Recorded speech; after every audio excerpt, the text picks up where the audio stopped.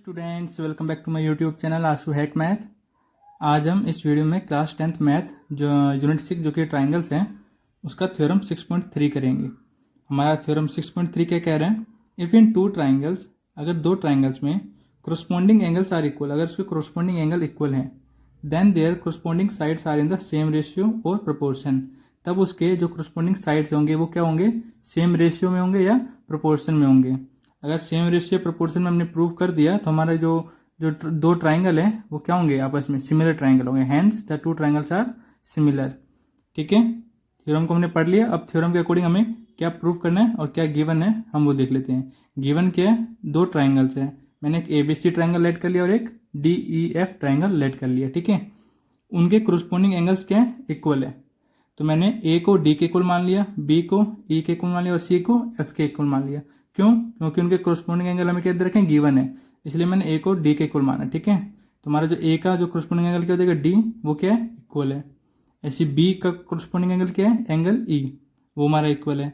Angle C का corresponding angle क्या है हमारा, एंगल F, वो हमारा इक्वल है। ठीक है, अब हमें प्रूव क्या करना है, क्या कह रहा है, then their corresponding sides are in the same ratio और प्रोपोर्शन। उनके जो कोरस्पॉन्डिंग साइड्स हैं, मतलब AB अपॉन DE का रेशियो, मतलब कोरस्पॉन्डिंग साइड का AB का DE, उनका जो रेशियो आएगा, ऐसी दूसरी साइड का रेशियो BC का कोरस्पॉन्डिंग साइड EF का रेशियो, ऐसी हमारे जो थर्ड साइड है AC, उसका रेशियो किसके साथ, DF के साथ क्या आना चाहिए, इक्वल आना चाहिए। मतलब AB upon DE, AB upon DE का रेशियो, BC अपॉन EF का ratio, BC upon corresponding side क्या है इसकी, EF का रेशियो, AC अपॉन DF का रेशियो, AC अपॉन DF का रेशियो। ठीक है, कोरस्पॉन्डिंग साइड्स का रेशियो क्या होना चाहिए, इक्वल होना चाहिए।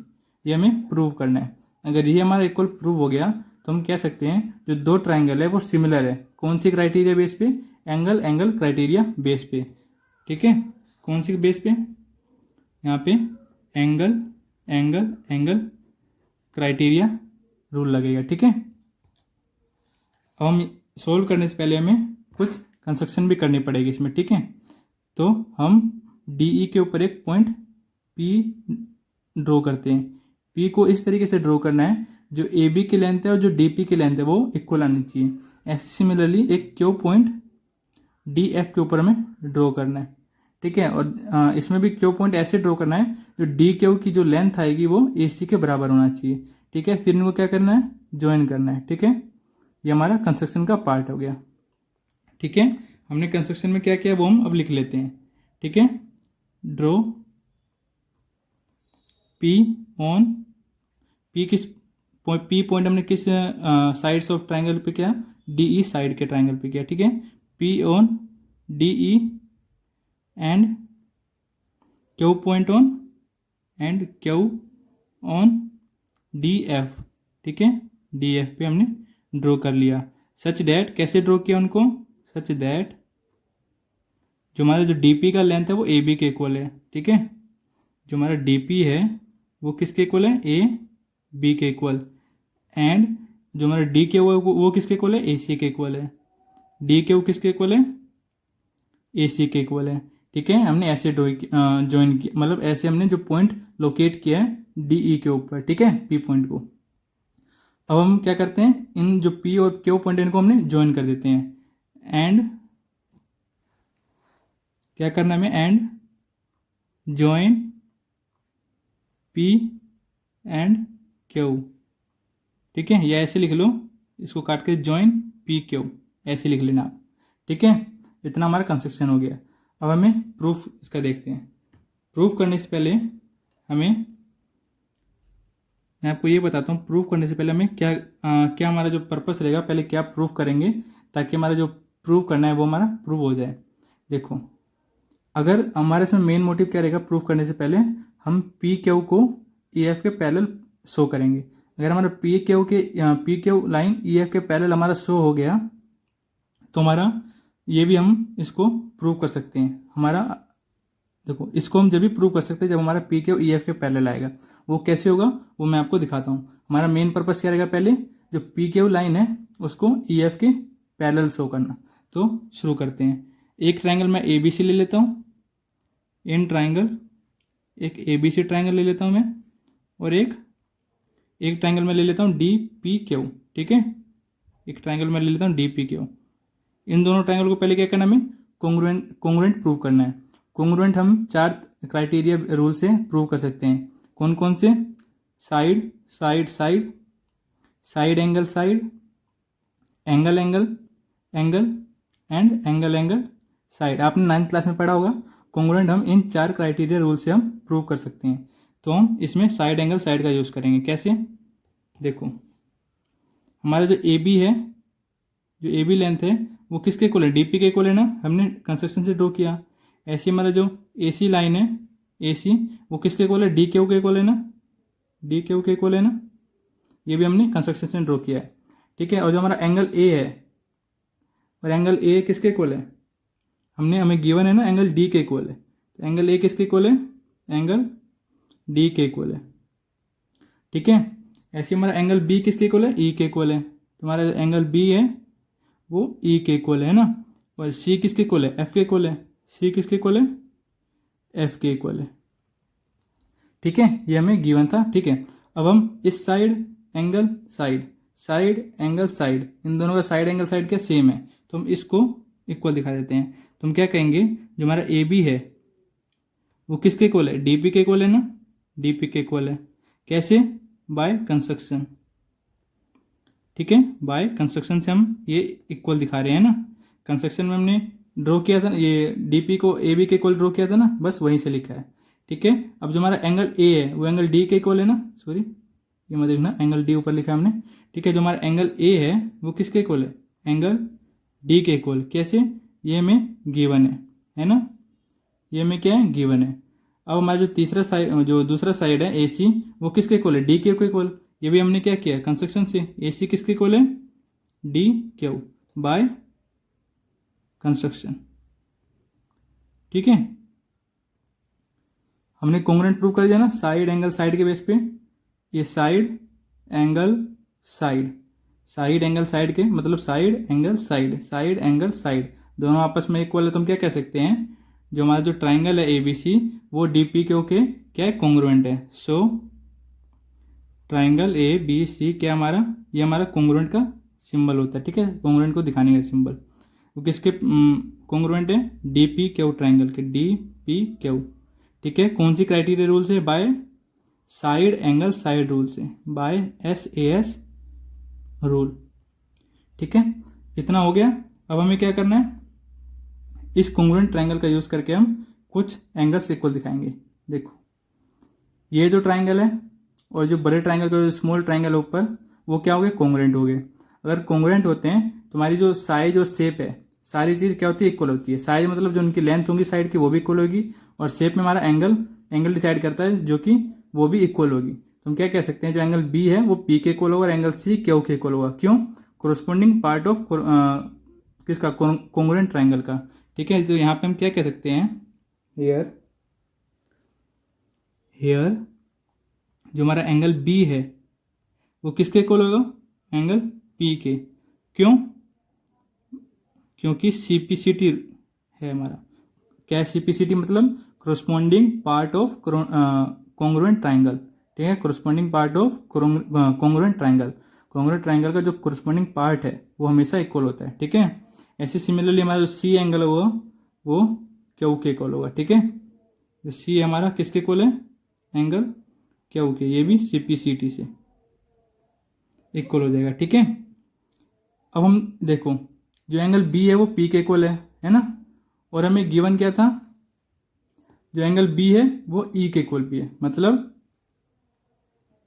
यहाँ जो हमें गिवन है वो लिख लेता हूँ। ठीक है, यहाँ पे मेरे को क्या गिवन है ये आप मत लिखना, ये तो हमें गिवन है ना, तो आप मत लिखना। एंगल B है वो किसके इक्वल है? E के इक्वल भी है। अब इधर देखो, ये क्या है? गिवन है हमें। ठीक है, और ये CPCT रूल से हमारा क्या हो गया? एंगल B P के इक्वल हो गया। अब देखो इधर, एंगल B हमारा P के इक्वल भी है और एंगल B हमारा E के इक्वल भी है। एंगल B P के इक्वल भी है और एंगल B E के इक्वल भी है ना। एंगल B P के इक्वल और एंगल B E के इक्वल कब हो सकता है? जब हमारा P एंगल और E एंगल आपस में क्या हो? इक्वल हो। तो हम यहाँ पे हम क्या कह सकते हैं, ऐसे लिख देना, इसको 1 मान लेता हूँ, इसको आप 2 मान लेना। ठीक है, तो ऐसे लिख देना, फ्रॉम 1 and 2, नहीं दिख रहा होगा सॉरी। ठीक है, हम क्या कह सकते हैं, इसको भी लिख लेना आप, ठीक है। फ्रॉम 1 एंड फ्रॉम 2 से हम क्या कह सकते हैं, जो हमारा एंगल बी है वो एंगल किसके इक्वल होगा, हमें किसके इक्वल शो दिखाना था, एंगल पी को एंगल ई के इक्वल दिखाना था ना, तो हमने दिखा दिया एंगल बी पी के इक्वल भी, एंगल बी ई के इक्वल है। तो हमारा एंगल पी और एंगल ई आपस में क्या होंगे, इक्वल होंगे फ्रॉम 1 एंड 2 से। एंगल जो पी है वो किसके इक्वल होगा, एंगल ई के इक्वल होगा। फ्रॉम 1 एंड 2 से हमने ये शो कर दिया, ठीक है। अगर हमारा एंगल पी और एंगल ई इक्वल होगा, अगर ये जो डायग्राम है हमारा, एंगल पी और एंगल ई इक्वल होगा, ये हमारा कौन सा एंगल है, पी एंगल है, ठीक है। एंगल पी और एंगल ई इक्वल होगा, ये जब ही इक्वल होगा जब ये दोनों लाइन पैरेलल होंगी। आपने एक रूल पढ़ा होगा ना, अगर कोई टू लाइन पैरेलल है, टू लाइन क्या है, पैरेलल है, ठीक है। अगर दो लाइन पैरेलल है और उससे हमने एक ट्रांसवर्स लाइन खींच दी, तो ये एंगल और ये एंगल क्या होते हैं, कोरस्पोंडिंग एंगल क्या होते हैं, इक्वल होते हैं, है ना। बस ऐसे हमारे ट्राइंगल में क्या कह रहे हैं, जो पी एंगल ई एंगल के इक्वल है। ये एंगल कभी जब भी इक्वल हो सकते हैं जब हमारा पी क्यू और ई एफ क्या हो, पैरेलल हो, ठीक है। तो हम यहाँ क्या कह सकते हैं, as angle P and angle E are corresponding angle है ना हमारे, आर कोरस्पोंडिंग एंगल। अगर हमारे ये कोरस्पोंडिंग एंगल होते हैं तो हम क्या कहेंगे, जो हमारा पी क्यू जो हमने लाइन ड्रॉ करी थी वो किसके पैरेलल है, ई एफ के पैरेलल है। जब पैरेलल होगी जब तो एंगल इक्वल होंगे, और एंगल इक्वल है जब तो हमारे लाइन पैरेलल होंगे, है ना। तो हम क्या कह सकते हैं, देयरफॉर जो पी क्यू लाइन है वो किसके पैरेलल है, ई एफ के पैरेलल है, ठीक है। हमारा पर्पस था ना पी क्यू को ई एफ के पैरेलल शो करना, तो हमने पी क्यू को ई एफ के पैरेलल शो कर दिया। अब हमारा अगला काम क्या रहेगा, इसमें हम अगर हमने बीपीटी थ्योरम पढ़ा था ना, अगर कोई दो लाइन पैरेलल होती है तो उनके जो साइड का रेशियो होता है वो क्या होता है, इक्वल में कट होता है। जो पी क्यू लाइन जो जिससे पास हो रही है उस साइड का जो रेशियो कट होगा वो इक्वल रेशियो में होगा, है ना। क्या कहती थी, मैं आपको फिर से बता रहा हूँ, अगर कोई लाइन जैसे कि इसमें पी क्यू लाइन है ई एफ के पैरेलल है, ठीक है, तो ई एफ लाइन को छोड़ के ट्राइंगल की जो साइड है ई एफ है उन दोनों को, इसको छोड़ के जो बची हुई दो साइड है ट्राइंगल के वो इक्वल रेशियो में कट होंगी by the line P Q, ठीक है। पी क्यू उनको किस लाइन में किस रेशियो में काटेगी, इक्वल रेशियो में काटेगी, ठीक है। मतलब यहाँ से मैं क्या कहूँगा, इक्वल रेशियो में काटे, मतलब जो पी क्यू है वो क्या करेगी, इक्वल रेशियो में काटेगी डी ई को, मतलब D P upon P E equal to में किसको होगा, D Q upon Q F. ये हमारा कौन सा थ्योरम है, बीपीटी थ्योरम है, ठीक है। यहाँ पे मैं पी ई ना लेके डी ई लूँगा, क्यों लूँगा डी ई, क्योंकि हमें प्रूफ में क्या करना है, डी ई नीचे लाना है ना, इसलिए मैं पी ई की जगह पूरा लेंथ लूँगा डी ई। ये मैं क्यों ले रहा हूँ, हम ऐसा भी ले सकते हैं, हमने 6.2 क्वेश्चन किया था ना, वहाँ पे हमने ये प्रूफ किया था जो डी पी है का रेशियो डी ई के इक्वल आता है, डी पी अपॉन पूरी लेंथ का रेशियो डी ई और डी के अपॉन पूरी लेंथ का रेशियो डी एफ, ये क्या होता है, इक्वल होता है, ठीक है। हमने 6.2 क्वेश्चन किया था एक्सरसाइजेस के, तो हमने वहाँ पे प्रूफ भी किया था। और अगर आपको समझ नहीं आ रहा तो इसको मैं लेंथ अगर मैं 3 मान लूँ, इसको भी मैं 3 मान लूँ और इसको मैं 2 मान लूँ, इसको 2 मान लूँ, तो आप देख सकते हो जो डी पी अपॉन डी ई, मतलब डी पी कितना है 3 और डी ई पूरा कितना है 3 + 2 5, है ना। और डी क्यू कितना है 3 और पूरी लेंथ कितनी है डी एफ, 3 + 2 कितना देगा 5, तो दोनों आपस में बराबर है ना। तो मैं अपॉन में ऐसे लिख सकता हूँ ना, डी पी अपॉन पूरी length D E equal to में डी के अपॉन में पूरी लेंथ डी एफ, है ना, डी के अपॉन में डी एफ ऐसे लिख सकता हूँ ना। बस ये हमारा बीपीटी थ्योरम के अकॉर्डिंग हमें ये लिखना है, ठीक है। तो चलिए हम लिखते हैं, यहाँ पे क्या कह सकते हैं, हमारा जो लाइन पी के वो पैरेलल ई एफ के है, सो बाय बीपीटी थ्योरम हम क्या कह सकते हैं, जो डीपी है अपॉन डीई के, जो डीपी अपॉन डीई का रेशियो किसके को लगेगा, D Q upon full side क्या थी डी एफ, उसके को लगेगी। हमने यहाँ बताया ना आपको, ये हमारा आ गया, ठीक है। अब हम यहाँ से क्या करेंगे, जो डीपी लेंथ है वो हमें किसके को दे रखी है, ए बी के को दे रखी है ना, हमने कंस्ट्रक्शन से ड्रॉ किया था ना, देखो हमने डीपी को ए बी के इक्वल दिखाया है और डी क्यू को ए सी के इक्वल ड्रॉ किया था कंस्ट्रक्शन से, कंस्ट्रक्शन में मैंने लिखा है जो डी पी है का लेंथ है वो ए बी के इक्वल है और जो डी क्यू की लेंथ है वो ए सी के इक्वल है। तो मैं यहाँ पे क्या करूँगा, डी पी की जगह मैं ए बी वैल्यू पुट कर दूंगा और डी क्यू की जगह मैं ए सी की वैल्यू पुट कर दूंगा। ठीक है, डी पी हमारा किसके इक्वल है, ए बी के इक्वल है, अपॉन में क्या है डी ई। ठीक है, इक्वल टू में डी क्यू हमारे किसके इक्वल है, ए सी के इक्वल है और डी एफ हमारे किस, डी एफ का डी एफ रहने देंगे। ये कैसे लिखा मैंने, जो हमारा जो डी पी है वो किसके इक्वल है, ए बी के इक्वल है ना, एंड जो हमारा डी क्यू है वो, सॉरी आपको दिख नहीं रहा होगा, ए सी के इक्वल है। ठीक है, ये हमने किस लिए कहा, बाय कंस्ट्रक्शन से कहा, बाय कंस्ट्रक्शन। ठीक है, इतना समझ में आ गया आपको। अब हमारा देखो, हमें प्रूफ क्या करना था, हमने A B upon D E, मैं आपको ये ऊपर लिख देता हूँ एक बार, हमें प्रूफ क्या करना था एक बार मैं नीचे लिख देता हूँ। ठीक है, हमें प्रूफ क्या करना था, A B upon D E, B C upon E F और A C upon D F equal prove करना था। क्या प्रूव करना था, यहाँ मैं एक बार लिख देता हूँ नीचे, यहाँ पे हमने अभी लाए हैं, हम क्या मतलब कहाँ तक पहुँचे हैं उसी के नीचे लिख रहा हूँ। ठीक है, क्या प्रूव करना था, मैं A B upon D E का रेशियो किसके इक्वल आना चाहिए, B C upon E F के रेशियो के इक्वल, और ये किसके इक्वल आना चाहिए, A C upon D F के इक्वल आना चाहिए। ठीक है, ये हमें क्या करना था, प्रूव करना था। ठीक है, हमने क्या प्रूव कर दिया, A B upon D E, A B upon D E किसके इक्वल प्रूव कर दिया, A C upon D F के, A C upon D F के इक्वल प्रूव कर दिया ना। हमने B C upon E F रह गया हमारा, वो कैसे होगा, वो जो हमने अभी पूरा प्रोसीजर अभी हमने इसको प्रूव करने में लगाया, सिमिलर प्रोसीजर हमें इसको प्रूव करने में लगेगा, इसलिए हमें दोबारा ना लिखे, हम यहाँ पे ये लिख सकते हैं सिमिलरली, सिमिलरली जो हमारा A B upon D E आएगा, A B upon D E होगा, वो किसके इक्वल होगा, B C upon E F के इक्वल होगा, B C upon E F के इक्वल होगा। वो उसमें हमें कौन सा ट्राइंगल का कौन किसके पैरेलल लेना पड़ेगा, जैसे कि हमारा जो ट्राइंगल है, ये जो हमारा ट्राइंगल था, सॉरी हो गया, ये जो हमारा ट्राइंगल था डी ई एफ, हमने ई एफ के पैरेलल लिया था ना पी क्यू लाइन। अब हमें ई एफ के पैरेलल पी क्यू लाइन ना लेके हमें किसके पैरेलल लेना पड़ेगा, डी एफ के लाइन पैरेलल लेना पड़ेगा। मतलब पी पॉइंट तो यहीं रहने देना और जो हमारा क्यू पॉइंट है ई एफ के ऊपर लाना है। ठीक है, जिसके लाइन पैरेलल थी ना पी क्यू लाइन पहले किसके पैरेलल थी, इसके पैरेलल थी, पी क्यू लाइन यहाँ थी और इसके पैरेलल आ रही थी। अब हमें पी क्यू को डी एफ के इक्वल दिखाना, मतलब पैरेलल प्रूव करना है। ठीक है, मतलब पी पॉइंट को हमें कैसे ड्रॉ करना है, जैसे हमारा ए बी सी ट्राइंगल था, ए बी सी ट्राइंगल था, इसमें हमें क्या करना पड़ेगा, जो ये लेंथ आएगी ना ई पी, वो किसके को लाना चाहिए, ए बी के को लाना चाहिए। ऐसी जो ई क्यू किसको आना चाहिए, ए सी के लेंथ के को लाना चाहिए। मतलब हमारी जो लाइन थी ऐसे, इसको हमें बस कहीं और लगाना है और सिमिलर प्रोसीजर यूज होगा, सिमिलर प्रोसीजर करना होता है। ठीक है, इसलिए हम इतना लंबा प्रोसीजर दोबारा ना लिखे, सिमिलरली लिखे हम ये कह सकते हैं जो हमारा A B upon D E आएगा वो B C upon E F के इक्वल आएगा।